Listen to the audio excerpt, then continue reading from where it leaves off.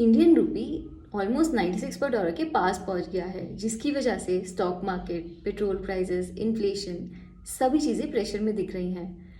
Let's understand in simple language कि रुपी गिरने का एक्चुअली मतलब क्या है और आम आदमी को क्यों कंसर्न होना चाहिए।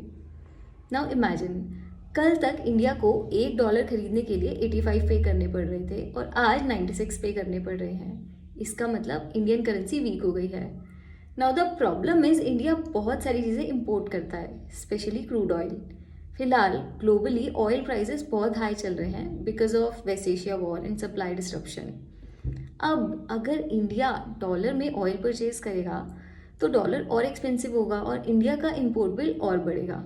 यानी कि expensive oil plus expensive dollar is equal to increase और डबल प्रेशर ऑन इंडिया। अब इसका इफेक्ट किसी एक जगह तक लिमिटेड नहीं होता।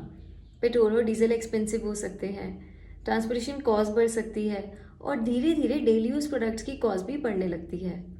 इसी फियर की वजह से रिसेंटली हमें मार्केट में हेवी वॉलेटिलिटी देखने को मिल रही है। FIIs यानी कि फॉरेन इन्वेस्टर्स भी इंडिया से पैसा निकाल रहे हैं क्योंकि उनको लगता है weak currency and high oil prices दोनों ही Indian economy and company profits को इम्पैक्ट कर सकते हैं।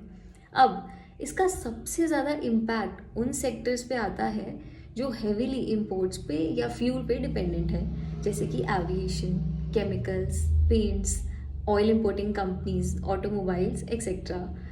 IT कंपनीज का केस थोड़ा सा डिफरेंट है क्योंकि IT कंपनीज डॉलर्स में अर्न करती हैं, तो वीक रुपए इनके रेवेन्यू को समटाइम सपोर्ट करता है।